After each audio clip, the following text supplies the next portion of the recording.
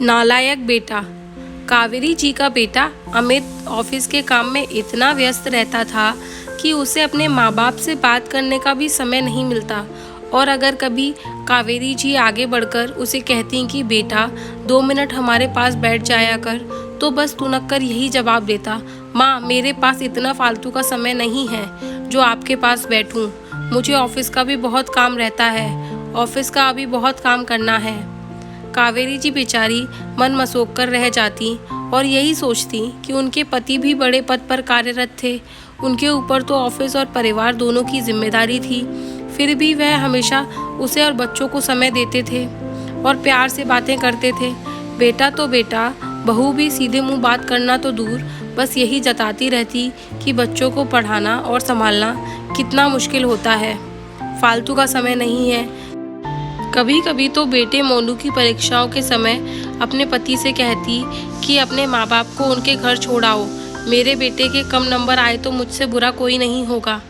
कहने को मोनू अभी पहली कक्षा में था। कावेरी जी पूरा दिन बहू के साथ घर के कामों में करती रहती, पर बहू को बहाना चाहिए था उन्हें घर से निकलवाने का, क्योंकि कावेरी जी के पति का यहाँ शहर में इलाज चल रहा था। रोज रोज उनसे इतनी दूर आना संभव नहीं था, इसलिए वह बेटे के घर कुछ दिन के लिए आए हुए थे। कावेरी जी बेचारी आंखों आंसू भरकर रह गईं। अब उनके भी घुटनों में भी काफ़ी तकलीफ रहती थी, ठीक से चल फिर भी नहीं सकती थी। फिर भी अपनी बहू का काम में पूरा हाथ बटाती, लेकिन बहू को अपने सास ससुर फूटी आंख न सुहाते। कभी कभी कावेरी जी का मन बहुत उदास हो जाता तो उनका मन पोते के साथ खेलने को करता। वह मोनू को अपने पास बुलाती तो उनकी बहू चिल्लाकर बोलती, आपकी हिम्मत कैसे हुई मेरे बेटे को हाथ लगाने की? चुपचाप अपने कमरे में नहीं रहा चाहता क्या? कावेरी जी का मन और भी व्यतीत हो जाता। उन्हें यही लगता था कि पति क्या बीमार पड़े, प्यार के 2 शब्द के लिए भी वह तरस गई थी। अब तो घर में जिसे देखो वही उनको डांटता रहता था। आज कावेरी जी के पति का 15 दिन बाद दोबारा टेस्ट होना था, पर उनके घुटनों में इतना दर्द था कि वह ठीक से चल भी नहीं पा रही थी। संयोग से आज बेटा घर पर ही था, इसलिए कावेरी जी उससे बोली, अमित बेटा तुम्हारे पापा का आज चेकअप होना है, पर मेरे घुटनों में बड़ा दर्द है, तू गाड़ी से उन्हें ले जा। अमित क्या माँ, एक ही छुट्टी मिली है आराम करने के लिए और आप इस दिन भी चैन से नहीं बैठने देती। रिक्शा करके चले जाओ, कौन सा आपको पैदल चलना है? अमित गुस्सा करते हुए बोला और दोबारा अपने कमरे में चला गया। तभी कावेरी जी की बहू रसोई से चिल्लाते हुए बोली, अजी सुनते हो, मुझे पार्लर जाना है, गाड़ी से छोड़ आओ, बाहर धूप बहुत तेज है। हाँ बेबी, मैं अभी गाड़ी निकालता हूँ, तुम तैयार होकर आ जाओ। बेटे के दौरे व्यवहार को देख कावेरी जी की आंखों में आंसू आ गए। आंसू को पोंछते हुए वह बाहर रिक्शे वाले को बुलाने चली गईं।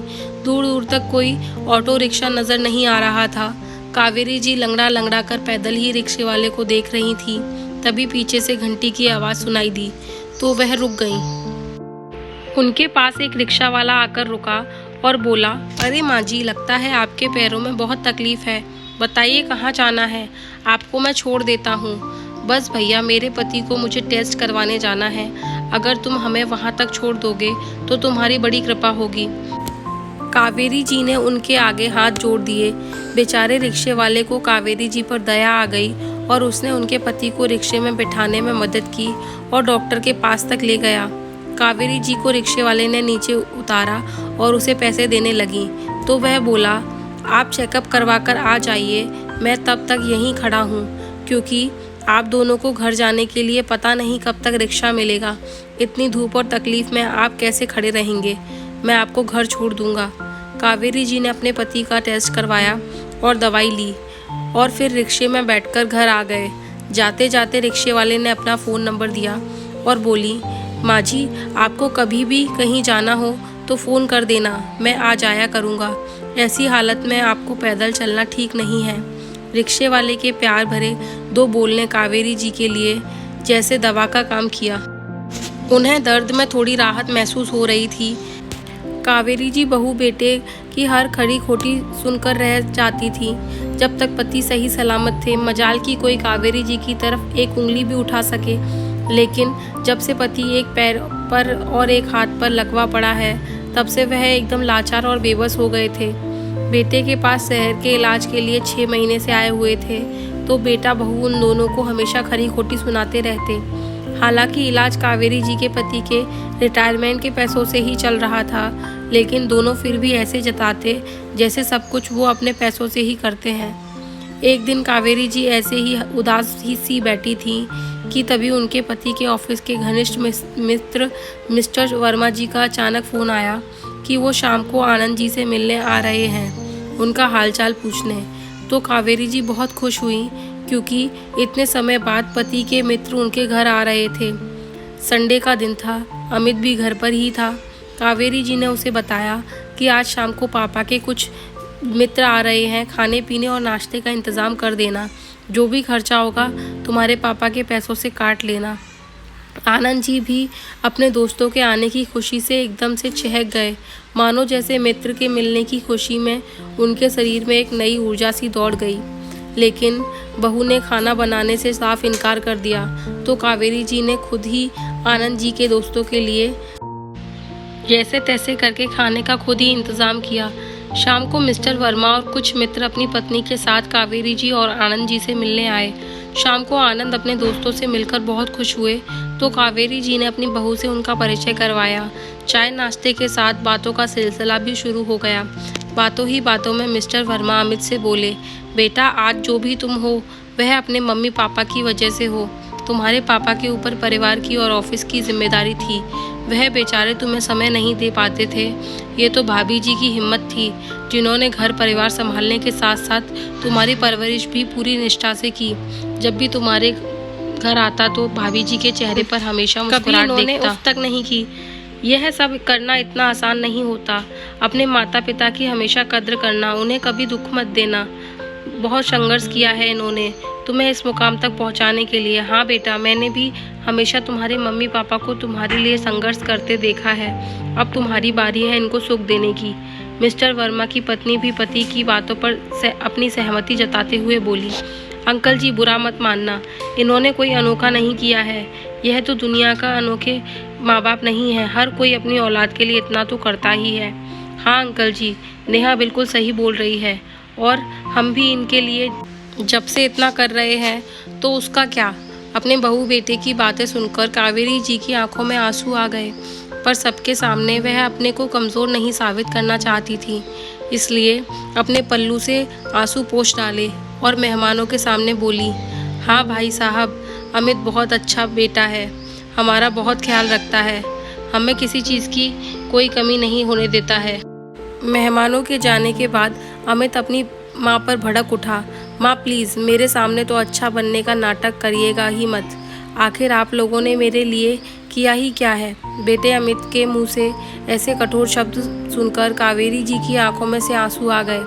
आनंद जी से अब बर्दाश्त न हुआ और वह बोल पड़े, वाह बेटा, जिस बेटे को इतने नाजों से पाला, अपने रातों की नींद कुर्बान की, वही आज अपनी माँ के परवरिश पर सवाल कर रहा है, वह भी अपनी पत्नी के सामने, जिसने आते ही पूरी तरह से तुम्हें अपने मोह जाल में बांध लिया। अमित की बात सुनकर तो जैसे नेहा के चेहरे पर विजय की मुस्कान आ गई। आखिर वो तो यही चाहती थी कि अमित अपने माँ बाप के मुंह से निकलकर बस उसका ही होकर रह जाए। दरअसल अमित की 2-3 दिन से सर्दी जुकाम तबीयत खराब थी, तो नेहा ने रात को उठ कर उसका ख्याल रखा। बस फिर क्या था, अमित तो जैसे उसके कायल हो गया। जब माता पिता ने उसकी तबीयत पूछी तो उल्टा माँ बाप पर ही तंज कसते हुए बोला, आप तो रात को घोड़े बेचकर सो गए थे, आपको क्या पता कि मेरा बदन कितना दर्द कर रहा था। नेहा बेचारी रात भर मेरे लिए जागती रही, मुझे दवाई दी, तब जाकर मैं कहीं सो पाया। अमित का ऐसा कहना मानो कावेरी जी की जिंदगी भर की मेहनत पर पानी फेर दिया। वह दुखी होते हुए बोली, बेटा तुम्हारा दरवाज़ा बंद होता है, इसलिए मुझे कैसे पता चलता कि तुम्हें क्या तकलीफ है। सही कहा बेटा तुमने, अब तुम्हारी पत्नी ही तुम्हारे लिए सब कुछ हो गई। अच्छा सिला दिया तुमने अपने माता पिता के प्यार का। अरे मैं ना सही अपनी माँ का तो कुछ एहसान रखते, मैं तो फिर भी ऑफिस और परिवार की जिम्मेदारियों में लगा रहता, लेकिन कावेरी जी तो सारा दिन तुम्हारे आगे पीछे ही लगी रहती थी, सारी रात तेरे लिए जागती, कभी तुझे दूध बनाकर पिलाती तो कभी तेरा गीला बिस्तर साफ करती। क्योंकि बेचारी वो मुझे एक बार भी नहीं जगाती थी। उसे लगता था कि मैं दिन भर का थका हुआ तो मुझे नींद की ज़्यादा ज़रूरत है। पर कावेरी रात भर तेरे साथ जागती, फिर सुबह उठकर घर के काम में लग जाती। उसको फुर्सत नहीं मिलती, फिर भी कभी उसने उफ तक नहीं की। और तब जब तू बड़ा हो गया, तब भी रात को तुझे कोई प्रॉब्लम होती तो कावेरी जी ही जागती। तेरी परीक्षा के समय भी कितनी देर तू जागता, तेरे साथ जागती थी। तभी तुझे चाय बना कर देती तो कभी तेरा सर दबाती। तुझे इंजीनियर बनाने में उसकी बहुत बड़ी भूमिका रही, क्योंकि मैंने तो सिर्फ पैसे खर्च किए, पर उसने अपना दिन का चैन, रातों की नींद कुर्बान की थी। फिर नेहा बहू बनकर आई इस घर में। कावेरी जी उसे बेटी की तरह प्यार करती थी, पर शायद बहू ने कभी उसे अपनी माँ नहीं समझा और कावेरी जी को तवज्जो देना उससे भाता नहीं था। उसे लगता बस तुझ पर सिर्फ उसका ही अधिकार है। तेरी पत्नी हमेशा तेरी पसंद का खाना बनाती और तेरे जन्मदिन पर कीमती तोहफे देती, पर ये कहकर कि मैं अपनी सेविंग में से आपके लिए गिफ्ट लेकर आई हूँ और तेरा दिल जीतने में कामयाब हो गई। और तू धीरे धीरे उसके मोहजाल में फंसता चला गया और उसने तेरी माँ को कहीं ना कहीं तेरे मन से दूर कर दिया। यह बात हम अच्छी तरह से समझ रहे थे, पर कुछ नहीं बोले। लेकिन ये नहीं पता था कि बेटा इतनी दूर चला जाएगा कि अपने माता पिता की कुर्बानियाँ को भूल जाएगा और एक दिन यह कहेगा, आपने मेरे लिए क्या ही किया है। अभी सुबह कावेरी जी चाय नाश्ता लेकर तेरे कमरे में आई तो तूने क्या बोला कि आप नाश्ता रख कर चली जाओ, हम बाद में खा लेंगे। नेहा बेचारी रात भर सोई नहीं, उसे नींद पूरी करने दो। कल की आई पत्नी की इतनी चिंता, और जिस माँ ने अपनी नींद की कभी परवाह न करके तुझे इतना बड़ा किया और काबिल बनाया, उसके सारे प्रयासों को एक पल में तूने नकार दिया। सच ही कहा है किसी ने, जब अपना सिक्का ही खोटा हो तो किसी और से क्या शिकायत करना। लेकिन अब पानी सर से ऊपर जा चुका है। आनंद जी बोले, मैं अपनी पत्नी का और अपमान बर्दाश्त नहीं करूँगा। तो उन्होंने बहू बेटे को अपना फैसला सुना दिया। बेटा, तुम्हें तुम्हारी पत्नी और अपनी खुशहाल ज़िंदगी मुबारक हो। हम अब यहाँ से जाना चाहते हैं। हाँ ससुर जी, बहुत पते की बात कही आपने। अरे, दूसरों के घरों में नौकरों की तरह रहने से अच्छा है कि अपने घर में रहो। बहू बेशर्म की तरह मुस्कुराते हुए बोली, चलो देर से ही सही पापा, लेकिन आप लोगों ने से मेरी जान तो छूटी, वरना मुझे खुद आपको गांव छोड़कर आना पड़ता।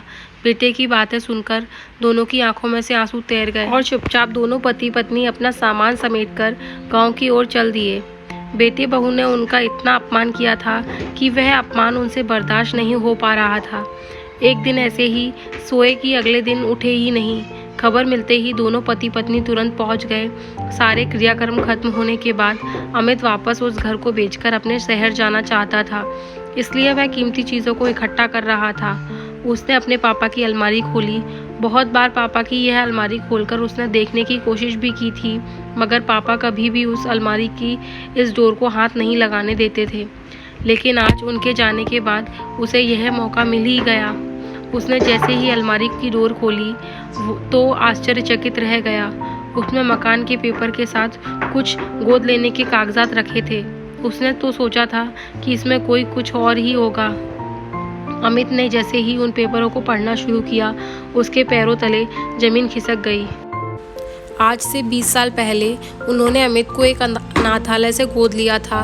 पढ़ते पढ़ते उसकी आंखों में से झरझर आंसू बहने लगे और उसका शरीर बेजान सा हो गया। उसके हाथ से पेपर छूटकर जमीन पर गिर पड़ा। अमित की ऐसी हालत देख जब नेहा ने पेपर उठाकर पढ़ा तो वह भी आश्चर्यचकित रह गई। उन्होंने अपनी सारी जायदाद, गहने अमित और उसकी पत्नी के नाम कर दिए थे। अमित को तो ऐसा लग रहा था कि यह धरती फट जाए और वह उसमें समा जाए। ये क्या कर दिया मैंने, जिस माता पिता ने इस अनाथ को एक नया जीवन दान दिया, मेरी खुशियों के लिए अपनी हर इच्छा को एक तरफ रख दिया, अपने दिल में इस अनाथ को जगह दी।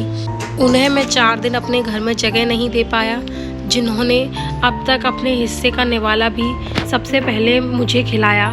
उन्हें मैं 2 वक्त की रोटी भी सही से नहीं खिला पाया। धिक्कार है मुझ जैसे बेटे पर। अमित पश्चाताप की अग्नि में इतना जल रहा था कि वह खुद से भी नजरें नहीं मिला पा रहा था। वहाँ से उठकर अपने मम्मी पापा की तस्वीर के आगे हाथ जोड़ घुटने टेक कर माफ़ी मांगने लगा। मम्मी पापा, मुझे माफ़ कर दीजिए, मुझसे बहुत बड़ी गलती हो गई। पापा, मैं कभी आप लोगों के प्रति बेटे का फ़र्ज नहीं निभा पाया। अमित को अपने माता पिता की तस्वीर के आगे रोते रोते काफ़ी रात हो चुकी थी और कब उसकी आंख लग गई उसे पता ही नहीं चला। तभी उसे ऐसा लगा जैसे किसी ने उसके सर पर हाथ फेरते हुए कहा, वो बेटा उठो। काश हमारे जीते जी तुमने थोड़ा प्यार दिया होता तो आज हम तुम्हारे बीच होते, देर से ही सही, लेकिन हमें अपनी तपस्या का फल मिल ही गया। अब हम चैन से मुक्ति पाएंगे। अमित अचानक से चौंकते हुए उठा तो देखा सामने कोई नहीं था, लेकिन उसे एहसास था कि वह उसके माता पिता ही थे, क्योंकि उसे अभी भी अच्छे से याद है कि उसकी माँ बचपन में ऐसे ही उसके सिर पर हाथ फेरती थी। उसने उन्हें धन्यवाद दिया और फैसला लिया कि वह इस घर को अपने माता पिता के नाम से एक वृद्धाश्रम बनवाएगा। और